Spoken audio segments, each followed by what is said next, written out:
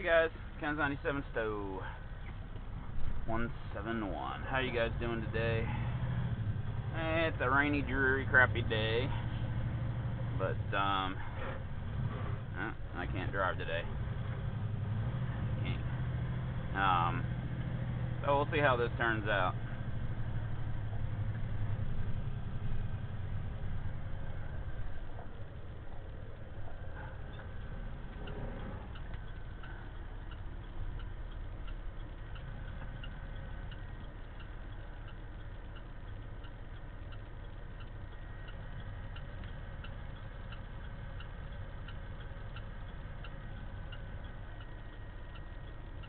Should have went. People always take like 5 years to go over that railroad track right there. I don't know why.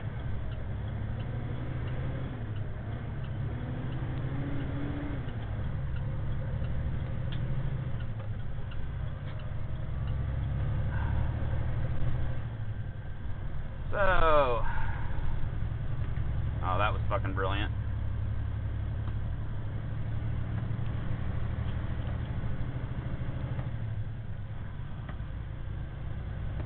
What's going on in the world? I'm just headed back up to Rochester. I've shown you guys that place several times. Trying to think what's going on. I wanted to update you guys on I think the last video I posted I mentioned a girl that was missing from Fairfield, Ohio, and she is still missing. So it's been over a month now since she disappeared, and no one has seen her, heard from her, come forward. They basically have no idea what happened to her. It's like she vanished into thin air. I don't think they have a suspect. I don't think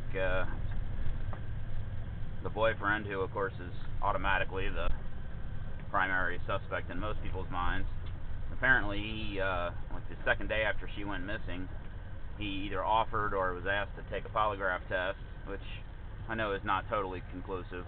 You know, they're not infallible, but apparently he passed that polygraph test. So it's, you know, it's really weird. And they've been talking, been listening to Billy Cunningham on the radio. He's about the only decent talk show host left in Cincinnati anymore. And he'd been talking to one of the local sheriffs, and he said, you know, this happens, that you know, there's like 1,500 or 2,000 people literally vanish without a trace every year, and they're never seen from, never heard from again. And you just wonder, how do 1,500 people just vanish without a trace? Nobody finds their body, nobody finds any evidence of foul play. You know, how does that happen? And almost makes you want to believe that, you know, an alien abduction or something. And no, I don't, but certainly makes you wonder. A little Twilight Zone going on there. But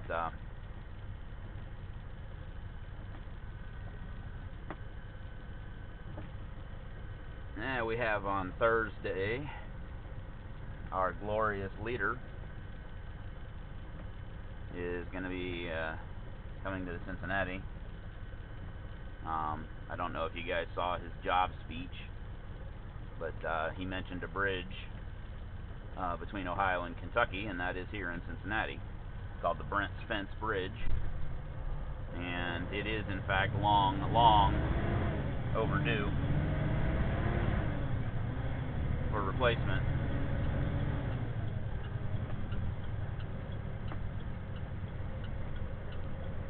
Hold on a second, guys. I need to concentrate here a little bit.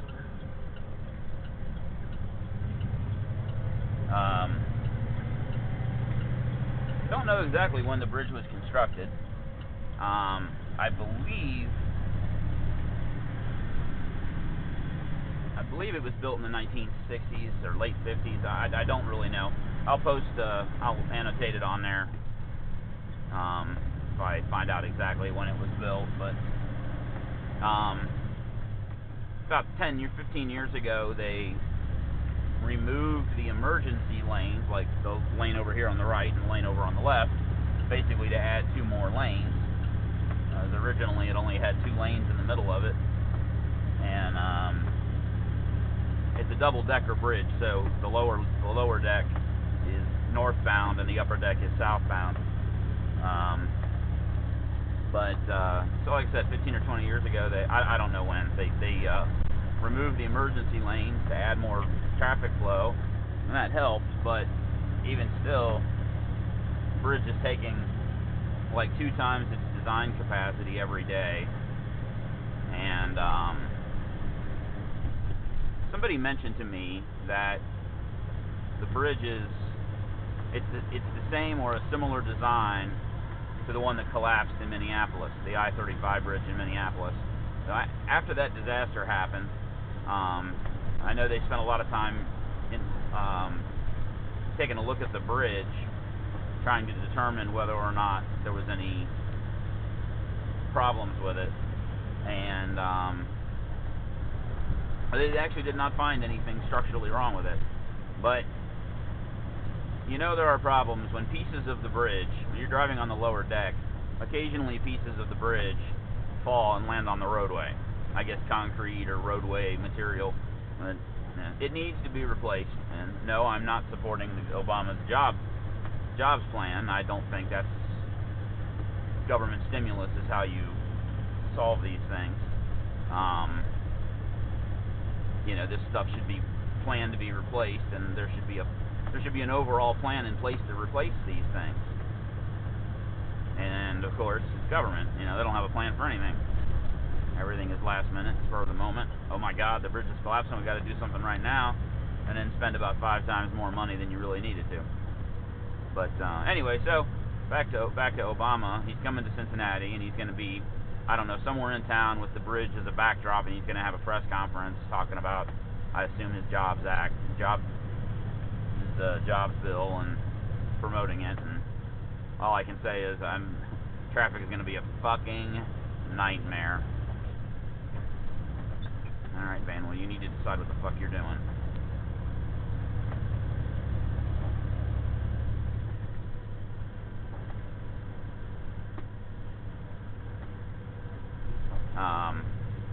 Because he's going to, I assume, Air Force One, I assume it'll land at CVG, Greater Cincinnati Airport.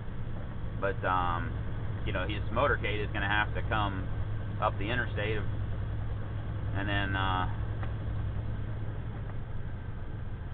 get to his destination there and do his press conference from wherever it's going to be. I don't know.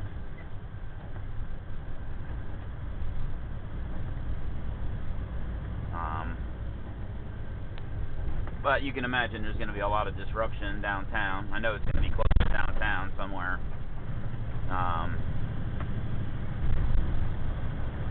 Probably cost the local area a few $1 million in business on Thursday, you know. I got an idea, Mr. Obama. Why don't you stay home in the White House, get a nice big poster with a picture of the bridge, put it behind you, and do your stupid press conference from the White House. Save the taxpayers the money for flying Air Force One and all the equipment here. The millions of dollars that the local economy is going to be penalized for the disruption you will cause during the middle of the afternoon, and still get your point across the same. That's probably a really good way to create some jobs, or at least not damage any. Stay home. Sorry.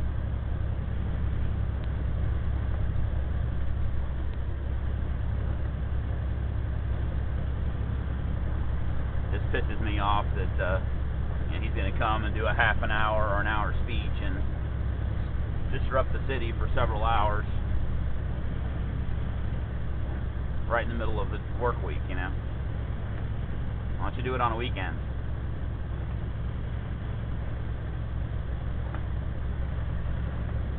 Because I'm a dumb politician and I've never had a job. I've never worked at a real job. I've never run a real business, so I don't know anything about it. I don't understand these things.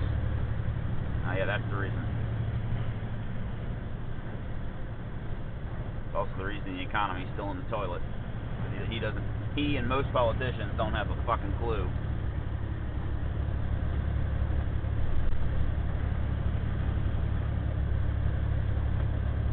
Starting to think we need to fire all their asses and maybe start fresh with a clean slate.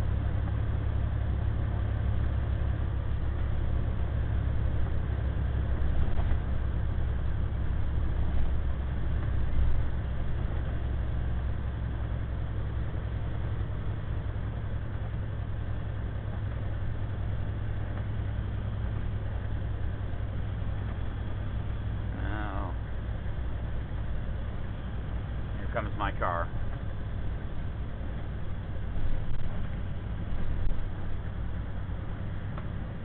I've been wanting a Grand Cherokee recently. Been doing a lot of research trying to decide which one I want. 99 to 2004 with the WJ. Maybe it was WK. I can't remember. But anyway, 99 to 04 is one generation, and then 05 to 2010 is the next, and different all-wheel drive systems available, and I've been doing a lot of research trying to pick which one I'd prefer to have, and I think I've got that narrowed down. But honestly, I've got a Subaru for the snow, so I don't really need another car, but for some reason I want one. I rented one years ago, took a trip to Nashville and ended up getting one as a rental car, and I was really upset at the time because I didn't have a lot of money. They gave me the car for the same price as the economy car I had picked, but I was really upset because I knew I was going to get like half the gas mileage, worse gas mileage than if I drove the economy car. But that's all they had, and they said take it or leave it. And my car was broke down or had some kind of a problem. So I took it, and I think I got about 20 miles down the road, and I was like, damn, this is kind of nice. This seat's really comfortable, man. This radio's, it had a kick-ass stereo in it, and I was just like, man, this is really nice. But it did suck the gas, man. I remember when I got down to Nashville, I had averaged about 19 on the highway, which is what it's supposed to get. But I just was like, man. But that experience of a nice long drive in one was always kind of put it in the back of my head that it's probably one of the most comfortable cars I've ever driven. And I'm not really a big fan of SUVs, but the Grand Cherokee is kind of, it's certainly an SUV, but it's not a giant behemoth. It's not that large.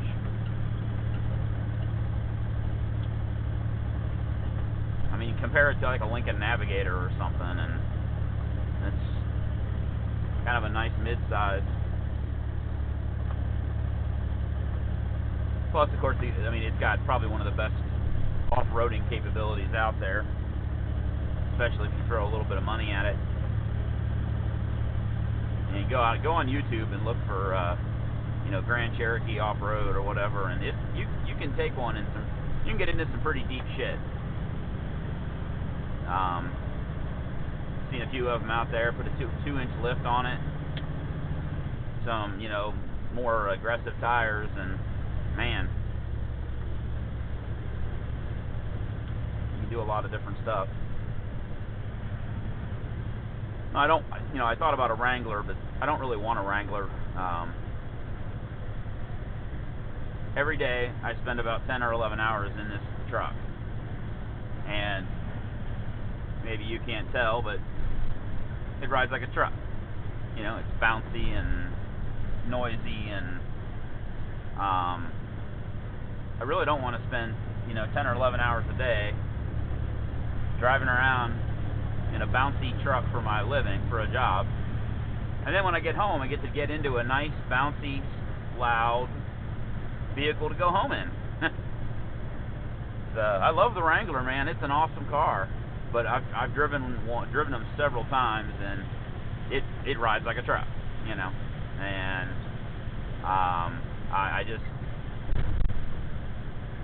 I don't do enough off-roading, and I won't do an off-roading to justify a Wrangler. I would much rather have a little bit less capability off-road and have a nice, smooth, quiet ride,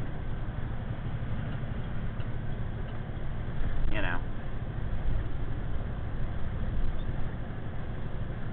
So I've been doing a bunch of research, and kind of some advantage.